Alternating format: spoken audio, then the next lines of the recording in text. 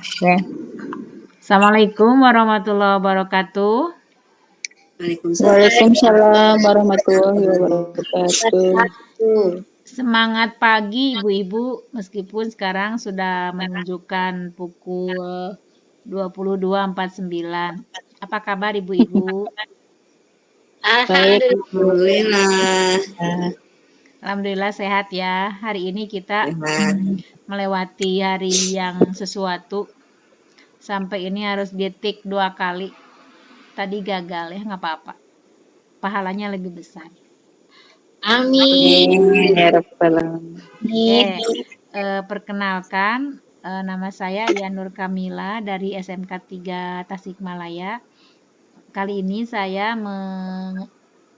akan membahas akan menjelaskan tentang layanan BK, kaitannya dengan merancang kegiatan asesmen proses dan hasil. Nah, sebelumnya ibu-ibu mari kita berdoa dulu, mudah-mudahan acara kita ke depannya dilancarkan ya. Berdoa sesuai dengan sesuai dengan agama dan kepercayaannya masing-masing. Silakan dimulai berdoa.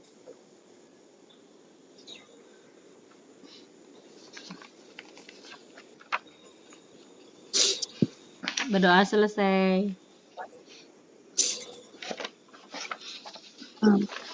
Oke.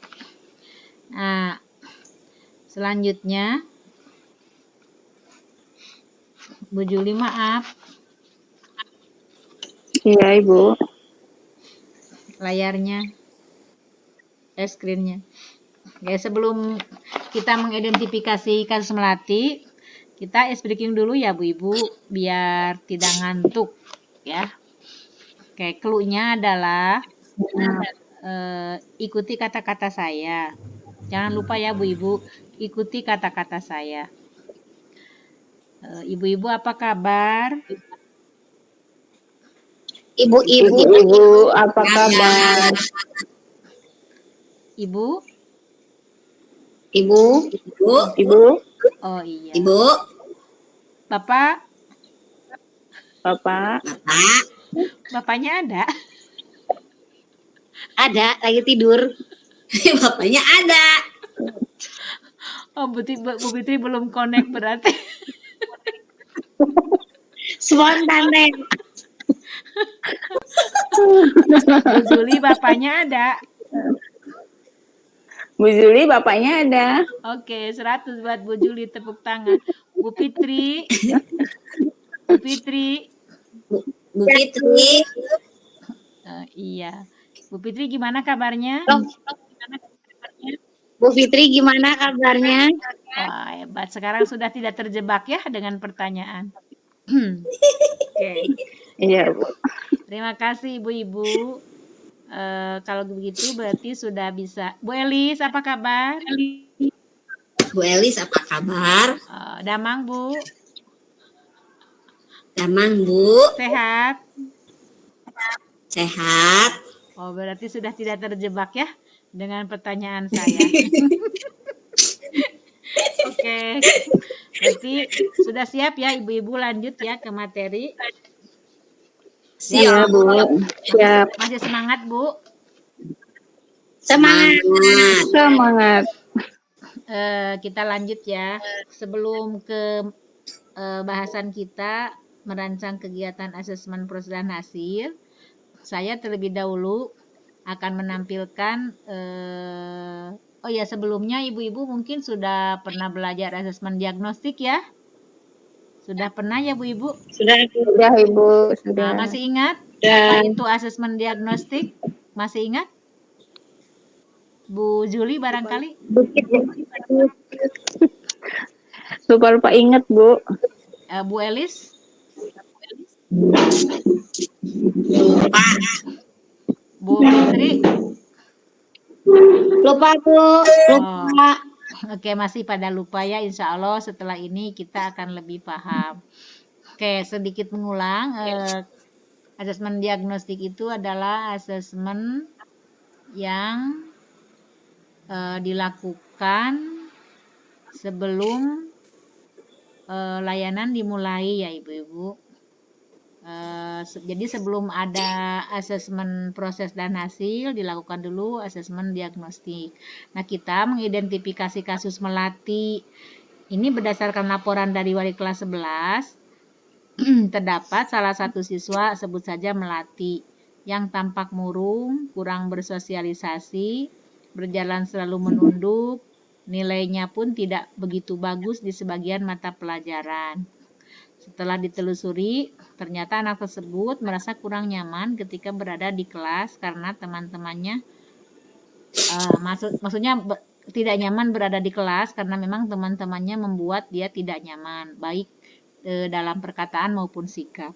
Nah, menurut salah satu teman dekatnya sewaktu SMP, Melati juga pernah menjadi korban bullying teman-temannya. Di samping itu, latar belakang keluarganya tampak kurang harmonis sehingga Melati sering terlihat melamun. Padahal sewaktu SD, prestasi akademik Melati cukup cemerlang. Beberapa kali menjadi juara umum di angkatannya dan sering mewakili lomba matematika tingkat kota dan provinsi. Ya, next.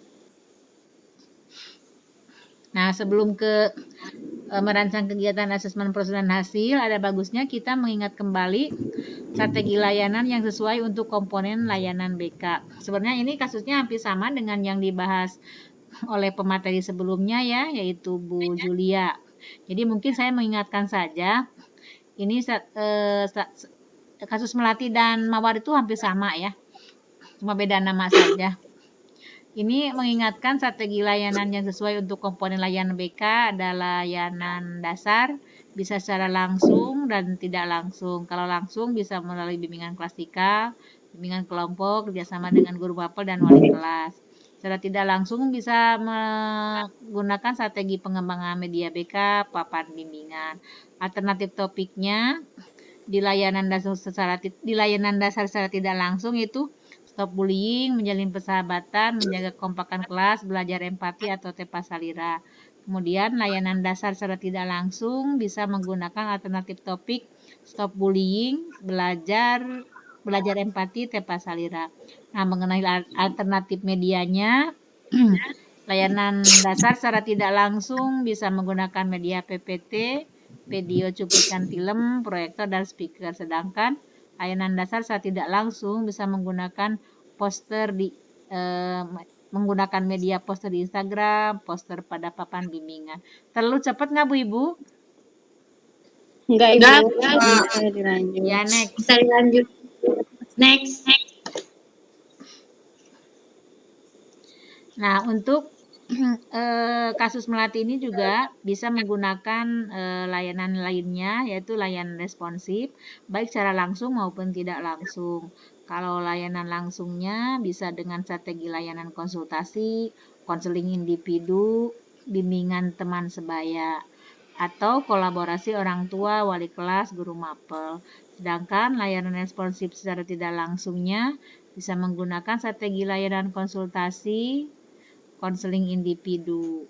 Kemudian alternatif topik layanan responsif secara langsung bisa menggunakan alternatif permasalahan Melati. Ini juga kolaborasi dengan permasalahan Melati. Kemudian layanan responsif secara tidak langsung, alternatif topiknya masih permasalahan Melati dengan menggunakan media e-counseling, itu WhatsApp, telepon, email, atau Zoom meeting. Ya, selanjutnya. Nah, menginjak materi inti kita kali ini, yaitu instrumen proses, hasil, dan refleksi. Instrumen penilaian proses ini seperti halnya ibu-ibu pernah sebelumnya sudah mengetahui ya. Ini ada instrumen proses yang dilakukan, penilaian dilakukan ketika layanan sedang berlangsung. Itu pernyataan yang kita dapat nanti berkaitan dengan kasus Melati adalah peserta didik mengikuti kegiatan dengan serius. Nanti jawabannya ya atau tidak. Peserta didik aktif bertanya dan memberikan pendapat. Peserta didik mau menerima pendapat temannya. Peserta didik tidak memaksakan kehendak. Peserta didik memberi solusi terhadap pendapat yang bertentangan. Peserta didik sabar menunggu giliran, peserta didik santun dalam berargumentasi.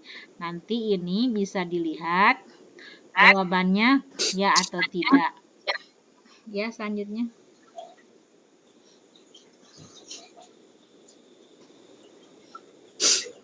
Nah, kalau misalnya jawaban dari 7 soal tadi itu jawabannya semua menjawab dengan ya, berarti dia ada di kriteria yang ini 67 sampai 100% dengan kategori tinggi. Tapi kalau jawaban baik Kak Susmelati atau di kelas itu menjawab ya-nya hanya 3 soal, misalnya kebanyakan hanya 3 soal menjawab, berarti itu berada di rentang ini kriterianya termasuk kategori sedang. Nah, kalau misalnya jawabannya di bawah 2, 1 atau 2, itu kemungkinan di sini kriterianya dan kategorinya termasuk kurang. Ya, selanjutnya. Nah, menginjak instrumen penilaian hasil, itu kita bisa menggunakan instrumen dengan pertanyaan masalah apa yang sering Anda temukan dalam hidup, apa yang Anda lakukan ketika menemukan masalah tersebut, bagaimana cara Anda menangani masalah tersebut, apa yang Anda lakukan jika Anda tidak setuju dengan pendapat orang lain, apa yang Anda lakukan jika pendapat yang Anda sampaikan dibantah atau tidak diterima orang lain, jika Anda mendapatkan informasi pengerjaan tugas, apa yang langsung Anda kerjakan? Jika terdapat keterangan yang kurang Anda pahami, apakah Anda akan terus mengerjakan tugas tersebut atau bertanya dulu? Nah, itu instrumen penilaian hasilnya 7 soal ya. Nanti instrumen penilaian hasil itu bisa dibikin pernyataan seperti ini ya. Hampir sama. Cuma kalau tadi bentuknya pertanyaan, kalau ini pernyataan. Nanti kita dari sini bisa mengetahui berapa siswa yang menjawab ya dan berapa yang tidak.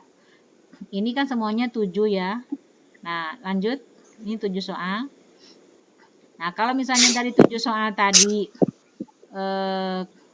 siswanya banyak yang menjawab hanya 3 soal, berarti dia berada di sini. Karena kan 3/7 itu kurang dari 50% ya. Berarti dia rentangnya ada di sini. Kemungkinan. Atau misalnya kalau 4 ya. Atau 5/7 kan di bawah berapa ya 5/7? Pokoknya kalau 4 kemungkinan di sini ya dihitungnya. Jadi 4/7 itu berapa persen gitu ya, kurang lebih sebentar. Kalau kita hitung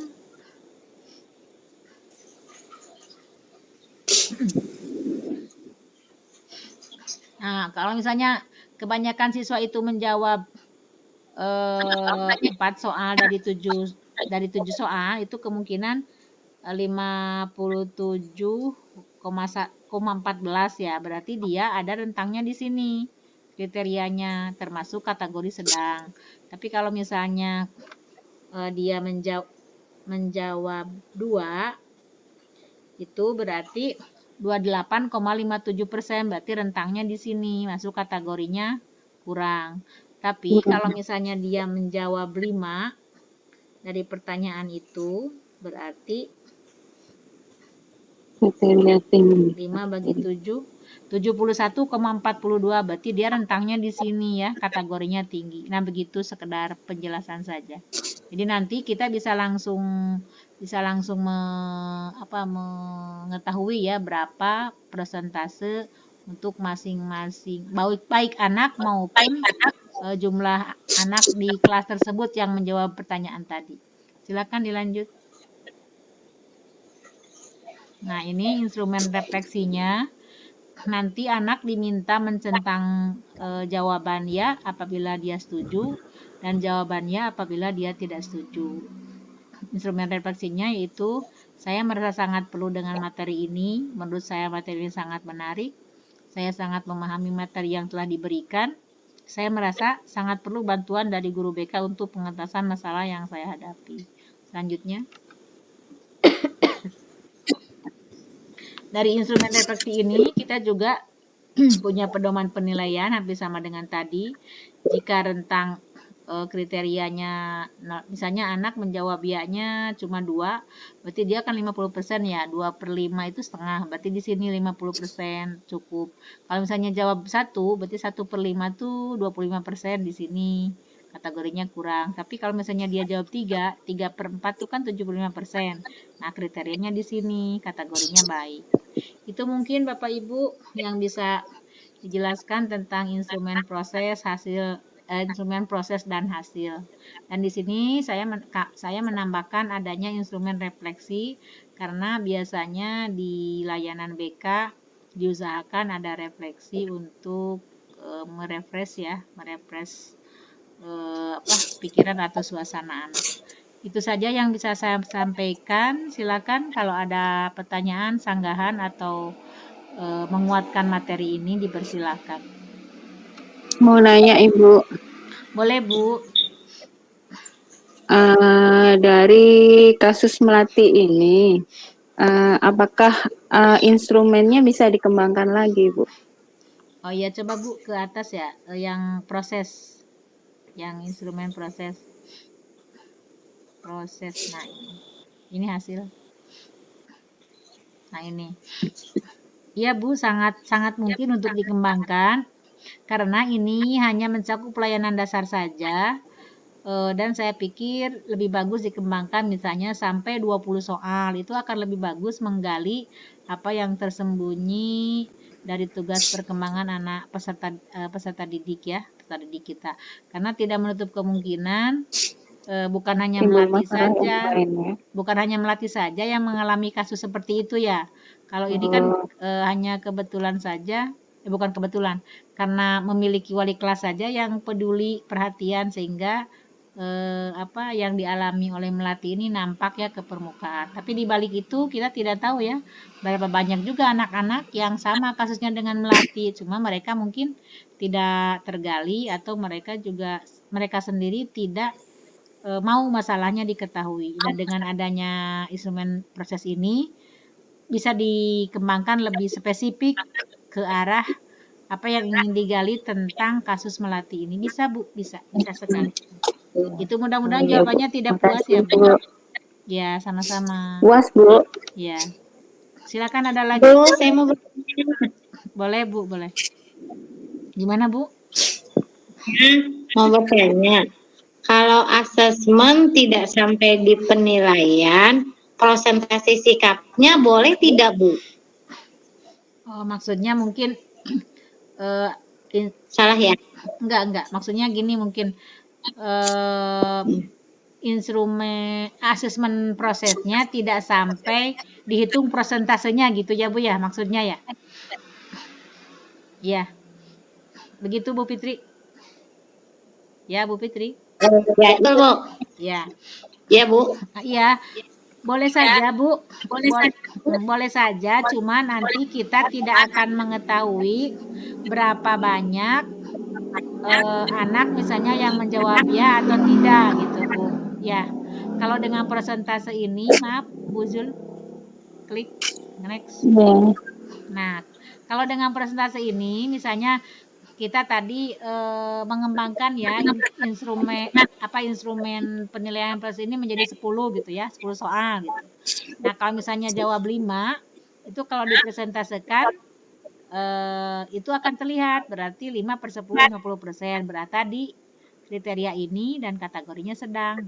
Kriterianya ini 34 sampai 66 kategorinya sedang. Tapi kalau misalnya di kelas itu ya apa maksudnya yang menjawab misalnya ini kan ini bisa diberlakukan instrumen ini bisa berlaku untuk individu ya atau per kelompok gitu. Nah, kalau misalnya si Melati saja dia menjawab cuma 3 soal, berarti katakanlah ini 10 ya bukan 7 gitu, biar gampang hitungnya. Kan tadi ceritanya dikembangkan ya lebih spesifik ke kasus Melati. Nah, misalnya dia jawab 3/10 berarti kan 30%. Nah, berarti di kriteria ini 0 sampai 33 kategorinya kurang. Tapi kalau misalnya dia jawabnya 8 soal, jawaban soalnya ya 8/10 kan 80%. Berarti ada di kriteria ini. 67 sampai 100 kategorinya tinggi gitu Bu. Tidak apa-apa, tidak dipresentasikan, mungkin cuma Kita tidak punya data saja, dan saya pikir ini bisa dijadikan ini ya Bu, apa namanya? Yang untuk kenaikan pangkat itu? PTK, Bu. PTK. Bisa jadikan PTK Bu, lumayan ini poinnya gede. 2 ya, apa 4? Lupa lagi saya. Ya, terima Siap, kasih. Bu. Siap. Berapa Bu? 2. Oh 2 ya. 2 kayaknya, Bu. Itu bisa dikembangkan untuk PTK Bu. Gitu mungkin Bu Fitri, mudah-mudahan tidak puas jawabannya. Ada lagi Bu Elis barangkali mau menguatkan? Sudah Bu, cukup. Cukup ya. Oke. Oke, kalau tidak ada lagi, mungkin cukup itu dulu ya Bu dari saya.